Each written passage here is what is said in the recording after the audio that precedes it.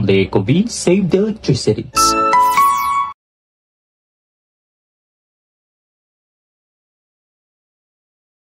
Magbibigay boses, maglilinaw, magtatanglaw.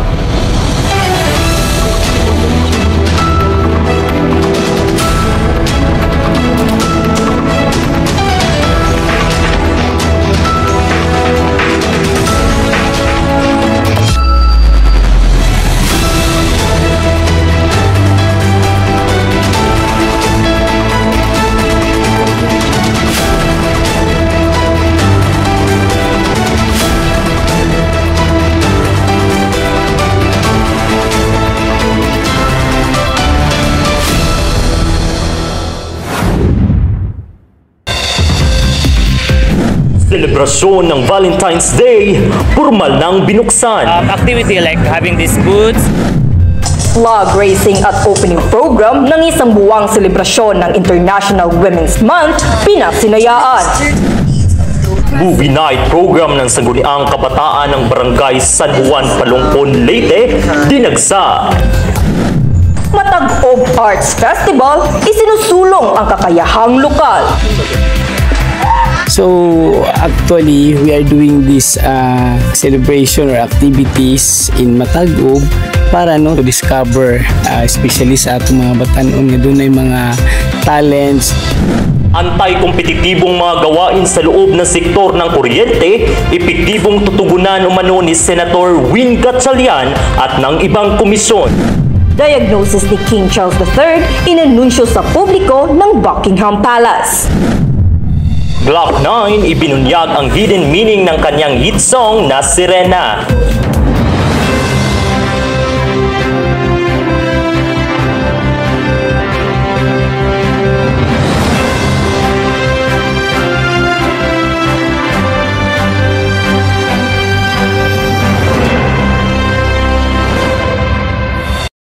Mula sa umaangat na lungsod ng Palongpon, Leyte at iba't ibang sulok ng Pilipinas.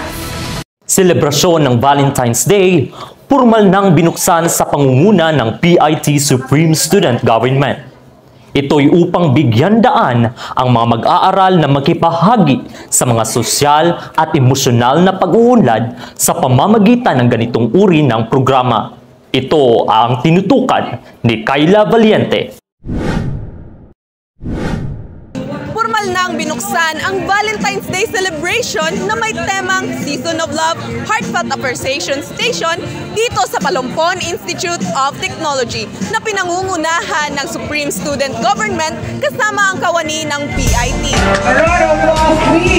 Isa sa mga tampok na aktibidad para sa taong ito ay ang wedding booth, kung saan nagkaroon ng mga mag-aaral ng pagkakataon na ma-experience ang katuwaang kasalan na ito sa paaralan.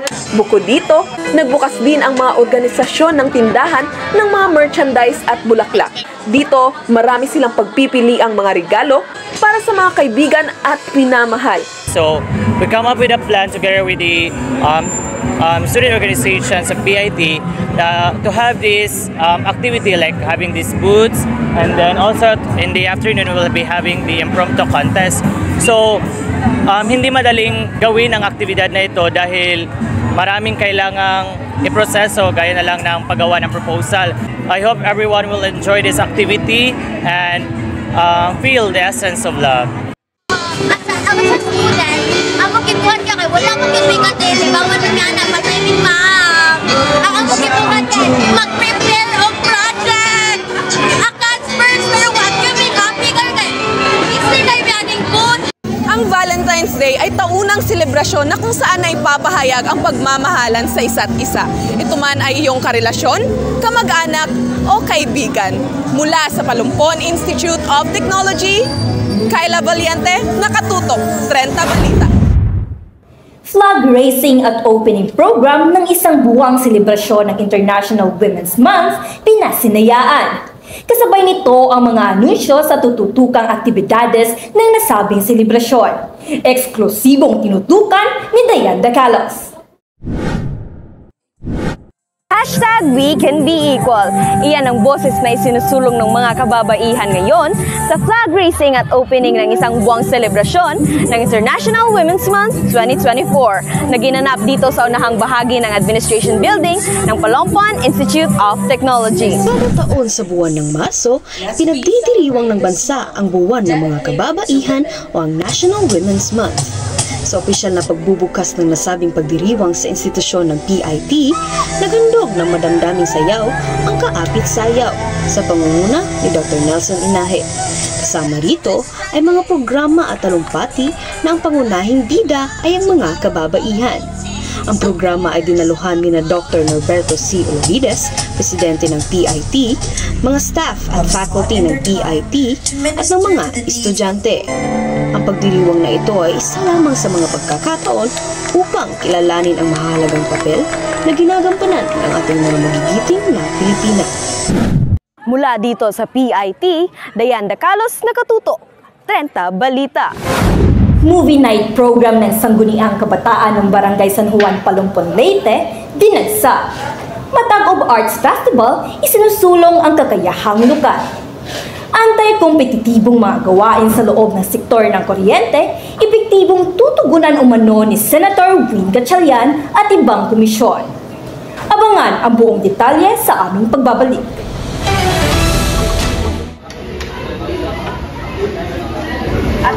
Mix and match.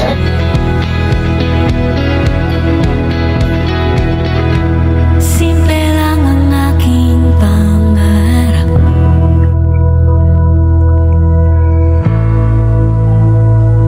Simple lang.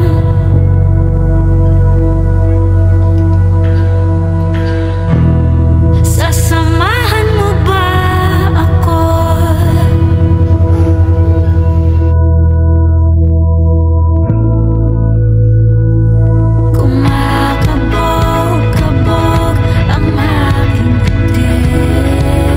Mix and match.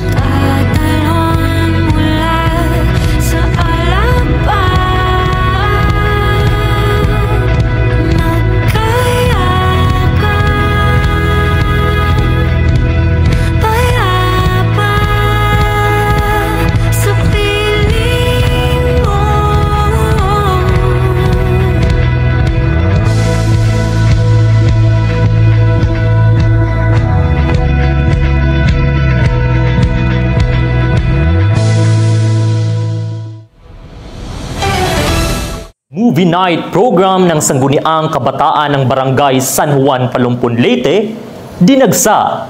Ito ay isang programa na alinsunod sa selebrasyon ng Valentine's Day mula sa San Juan, Palompon, Leyte. Live, tinutukan ni Joshua Padilla. Joshua? Nagdagsaan ng mga tao sa tabing dagat ng San Juan, Palompon, Leyte dahil sa movie night program ng Sangguniang Kabataan ng naturang barangay, alinsunod sa selebrasyon ng Valentine's Day. Dito makikita natin na pinalilibutan ng mga residente ng barangay, mapabata man o matanda. Kung hanap nyo ay mag-relax, mag-enjoy o makapag-banding kasama ang inyong kaibigan o kamag-anak, ito isang magandang paraan upang ipagdiwang ang Valentine's Day. Sa gabing iyon, ang mga manunood ay kanya-kanyang bitbit ng mga kumot, upuan at mga pagkain upang ma-enjoy ang pelikula sa ilalim ng mga bituin. Samantala, ang malaking screen ay tinayo sa harap at ang genre ng mga pelikulang pinili ay mga romantic comedy na siyang paborito ng nakararami. Bagamat gabi na tila'y naka-pitch black ang buong paligid, kita ang mga ngiti sa labi ng mga manunood, mapabata man o matanda, kahit ng ilang turista na dumayo rito.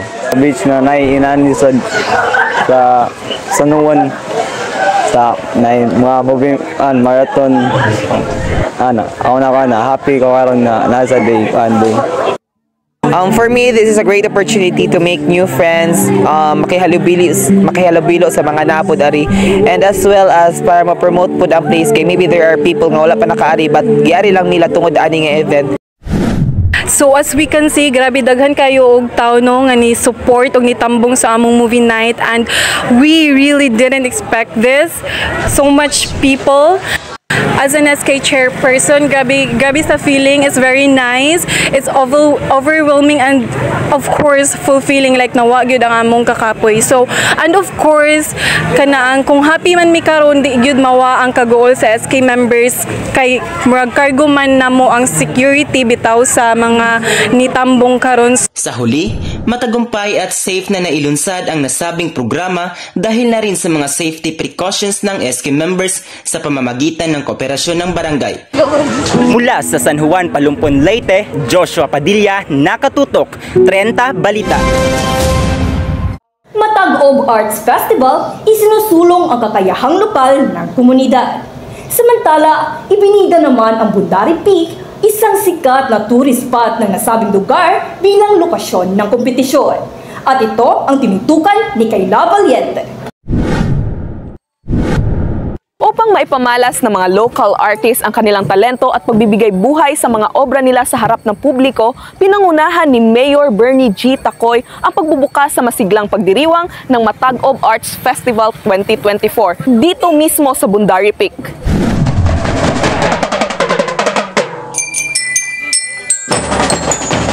Kasama sa pagbubukas ang mga mahal na alkalde mula sa mga karatig lungsod ng Palumpon at Isabel.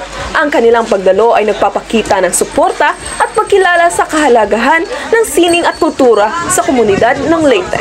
Inaasahan na magsisidhi pa ang kasiyahan at kultura sa bawat sulok ng Matag-Ob habang patuloy na ipinamamalas ang husay ng sining sa buhay ng mga taga-Leyte ngayon. Nakahanda ang mga taga-organisa na bigyan ng masiglang karanasan ang lahat ng mga dumalo at maging bahagi ng espesyal na pagdiriwang ng sining at kultura sa Matag-Ob. Tunay na isang makulay at puno ng kasiyahan na pagdiriwang ang inaasahang mararanasan sa buong duration ng Matag-Ob Arts Festival 2024. Isa sa mga pangunahing kaganapan sa pagdiriwang ay ang on-the-spot poster making contest.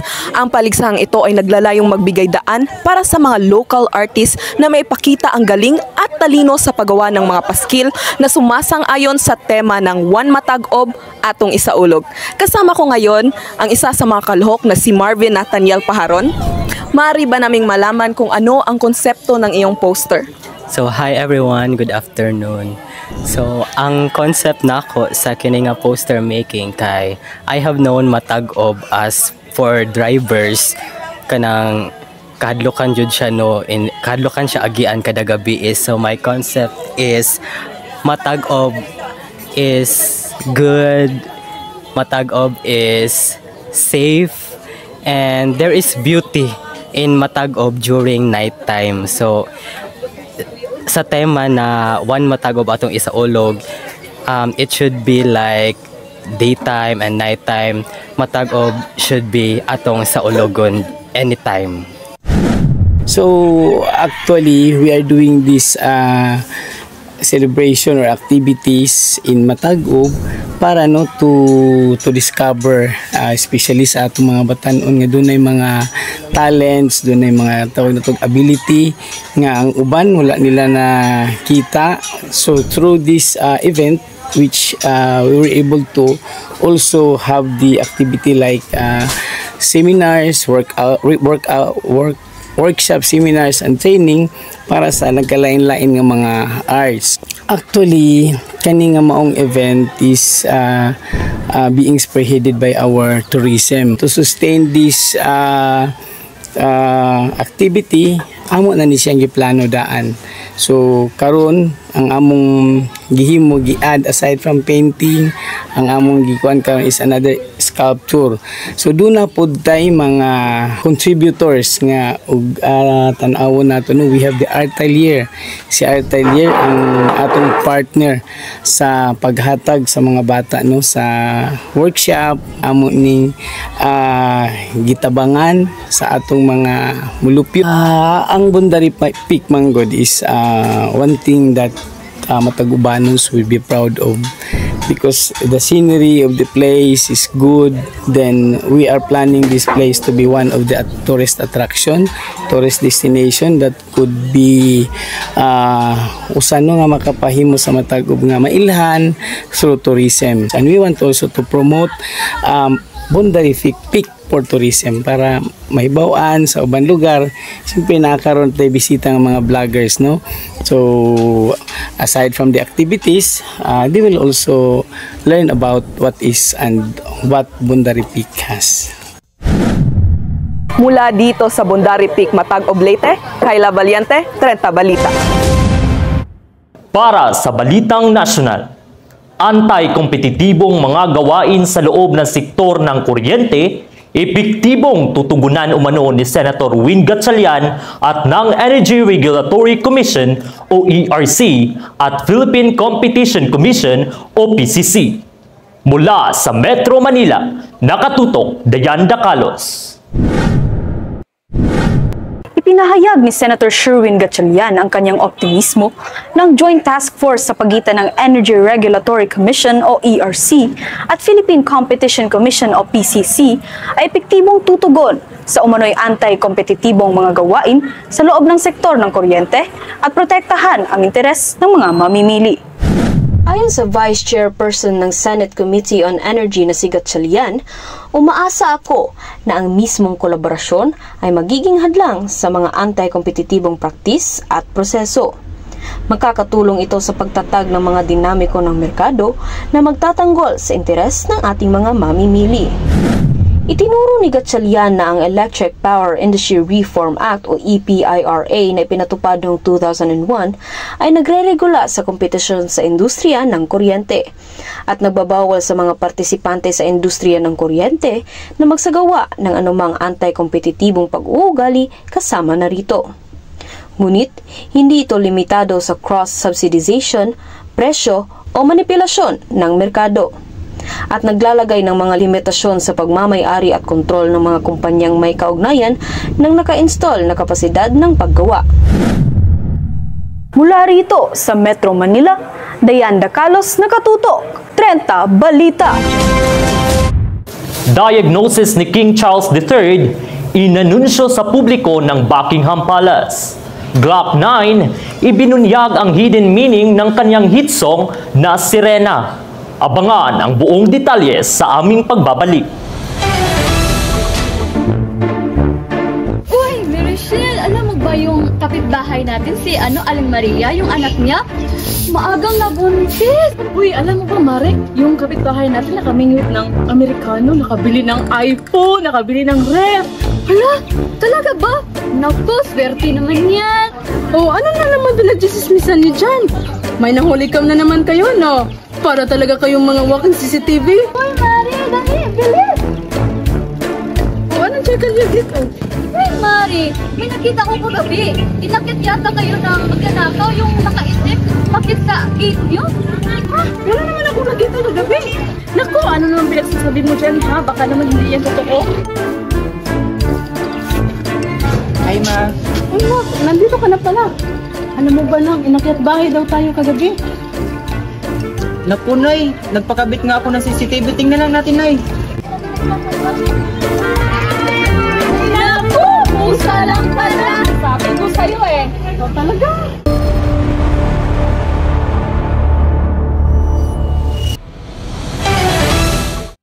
Diagnosis ni King Charles III, inanunsyo sa publiko ng Buckingham Palace. Ang kalagayan ng 75 anyos na hari ay tinutukan ni Dayan Dacalos mula sa England, United Kingdom. Inanunsyo ng Buckingham Palace noong Lunes ng gabi ang diagnosis ng 75 anyos na hari na si King Charles III. Ayon sa Prime Minister ng UK na si Rishi Sunak, ang kanser ni King Charles III ay naagapan ng maaga. Natuklasan ang kanser sa isang kamakailang proseso sa ospital na may kinalaman sa paggamot ng kanyang lumalaking prostate. Sinabi ng palasyo na nagsimula na si King Charles sa isang schedule ng regular na paggamot, kaya't pinayuhan siyang ipagpaliban muna ang kanyang mga tungkulin na nakaharap sa publiko.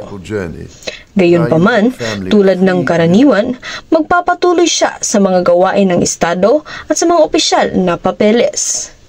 Ngunit, hindi tinukoy ng palasyo kung anong uri ng kanser, ang yugto nito o kung anong uri ng paggamot. Mula rito sa Buckingham Palace, Dayan Dacalos, nakatutok 30 Balita.